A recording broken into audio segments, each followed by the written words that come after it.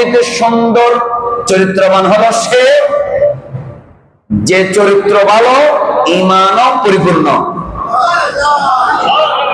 আরেকবার বলে সুবহানাল্লাহ। আসল ভালো মানুষ সে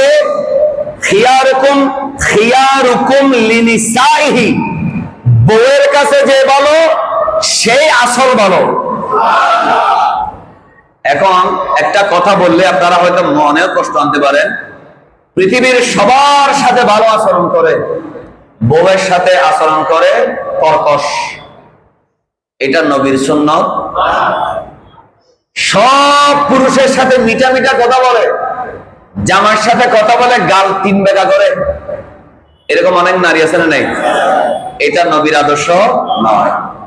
সব মহিলা বলে যে এই ছেলেটা যে হ্যান্ডসাম, যে ভালো, কিন্তু ইতে যে দিনে 2 বার বউ ফিরে কিন্তু মাই পারবো না জানে।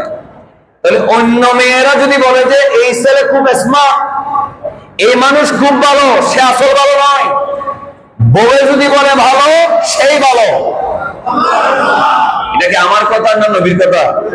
বলেন না সাল্লাল্লাহু আলাইহি ওয়াসাল্লাম। এবার আসেন নবী করিম সাল্লাল্লাহু আলাইহি ওয়াসাল্লামের একটা হাদিস, একবারে লাস্টের দিকে চলে আসলাম। আমার নবীজি সাল্লাল্লাহু আলাইহি ওয়াসাল্লামের কাছে একটা গুরুত্বপূর্ণ হাদিস না বলে চলে যেতে যাচ্ছি, এটা বলে ফেলি। আপনারা কি কথা বলে রাগ করবেন? আমার নবীজির কাছে 3টা প্রশ্ন করা হলো, কোন গুনাহ সবচেয়ে মারাত্মক, কোন গুনাহ মারাত্মক, কোন গুনাহ মারাত্মক। কয়বার প্রশ্ন? 3বার। এটা সহিহ বুখারী 4477 নম্বর হাদিস, বুখারী শরীফের। নবী করিম সাল্লাল্লাহু আলাইহি ওয়াসাল্লামের কাছে জিজ্ঞেস করা হলো, আইয়ু যামবি আযামু ইনদাল্লাহ, ইয়া রাসূলুল্লাহ, আল্লাহর কাছে সবচেয়ে বড় গুনাহ, মারাত্মক গুনাহ কোনটা? আল্লাহর নবী সাল্লাল্লাহু আলাইহি ওয়াসাল্লাম বললেন, আনতা জাআলা লিল্লাহি নিদ্দান ওয়া হুয়া খালাকাকা, তুমি যদি আল্লাহর সাথে কাউকে শরীক করো, আল্লাহকে বাদ দিয়ে কারো যদি পূজা করো, আল্লাহকে বাদ দিয়ে গাছকে, বাঁশকে, মানুষকে, মূর্তিকে, আগুনকে, সূর্যকে, চন্দ্রকে, সৃষ্টির কোনো কিছুর সামনে যদি সিজদা দাও, আল্লাহ ছাড়া কারো যদি ইবাদত করো, শিরিক করো আল্লাহর সাথে, এটা হলো সবচেয়ে বড় গুনাহ। একটু জোরে বলেন না নাউযুবিল্লাহ। এরপরে সাহাবী বললেন, ইয়া রাসূলুল্লাহ সুম্মা আইয়ু, ইয়া রাসূলুল্লাহ শিরিকের পরে সবচেয়ে বড় গুনাহ কি?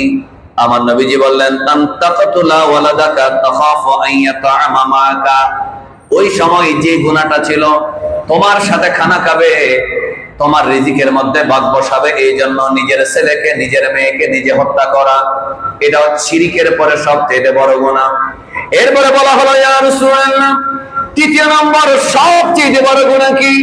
আল্লাহর নবী সরওয়ারে কায়নাত সাল্লাল্লাহু আলাইহি ওয়াসাল্লাম বললেন, আনতুজানিয়া হালিলাতা জারিকা, তোমার প্রতিবেশী অন্য মুসলমান ভাইয়ের স্ত্রীর সাথে জিনা করা, এটা হলো সবচেয়ে বড় গুনাহ। একটু জোরে জোরে বলি নাউযুবিল্লাহ। আরো জোরে বলেন নাউযুবিল্লাহ।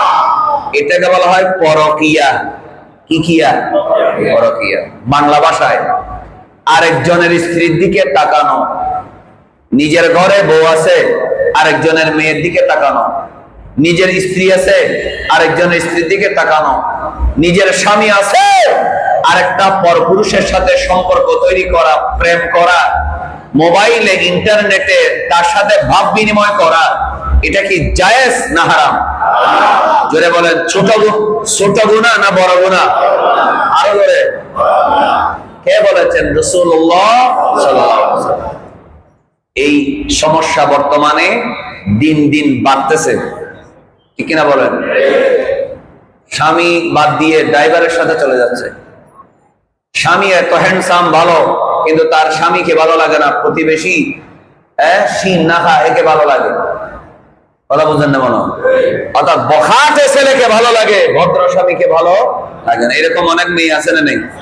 নিজের কত পর্দানসীন, কত সুন্দর স্ত্রী, নামাজি কালামি, চরিত্রবান স্ত্রী, তাকে ভালো লাগে না, রাস্তাঘাটে অন্য মেয়ের দিকে দেখে। এরকম মানুষ নেই? এটা কি হালাল না হারাম? এই জন্য মনে রাখবেন, অবিবাহিত কোন পুরুষ যদি ব্যভিচার করে, জিনা করে, তাকে 100 দৌড়া মারতে হবে। অবিবাহিত কোন নারী যদি ব্যভিচার করে জিনা করে তাকে 100 দররা মারতে হবে। 100 দররা মারার পরে বাঁচলে বাঁচবে, মরলে মরবে। আর বিবাহিত কোন পুরুষ, বিবাহিত কোন নারী যদি জিনা করে তাহলে সেই পুরুষকে, সেই নারীকে যতক্ষণ মারা যাবে না, এক কোমর মাটিতে গেড়ে পাথর মারতে মারতে তাকে হত্যা করতে হবে। এটা হলো রাজম। একটু চিৎকার করে বলেন নাউজুবিল্লাহ। এরকম বদমাশ, চরিত্রহীন, লম্পট মুসলমান সমাজে আছে না নেই? কথা বলেন না। কিছুদিন আগে একটা ঘটনা তো আপনারা শুনছেন, বাইরে হয়ে গেছে। এরা নাকি আবার ইসলাম কায়েম করবে। নিজের পরিবারের মধ্যে ইসলাম নাই, নিজের চরিত্রের মধ্যে কি নেই? ইসলাম। এরা নাকি সংসদের মধ্যে কি করবে? ইসলাম কায়েম করবে। নাউজুবিল্লাহ জোরে বলেন। এগুলা কি চরিত্রবান না চরিত্রহীন? যারা বলে কোরআনের আইন চাই, আল্লাহর আইন চাই, আমি বলবো আল্লাহর ঘর মসজিদে বসে বলছে কোরআনের আইন আমার নবী নিজে বাস্তবায়ন করেছেন। যে আইন বিবাহিত পুরুষ যদি ব্যভিচারে লিপ্ত হয় তাকে পাথর মেরে হত্যা করা, এটা হলো ফরজ। সুতরাং কোরআনের আইন যদি চাও আগে নিজের ঘর দিয়ে শুরু করো। ঠিক না? আগে নিজের ঘর দিয়ে কি করো? এমনি কোরআনের আইন চাই ডায়লগ মারে কোনো লাভ। আল্লাহ আমাদেরকে আমল করার তৌফিক দেন। এটারা গোস্বই আল্লাহ, ওনারা কেউ গোস্বই না হন। আল্লাহ আমাদের সবাইকে কোরআনের আইন যারা চায় নিজের ঘর থেকে বাস্তবায়ন করার আল্লাহ তৌফিক দেন। আচ্ছা, লাস্ট এবার আল্লাহ নবী সাল্লাল্লাহু আলাইহি ওয়াসাল্লামের কাছে এক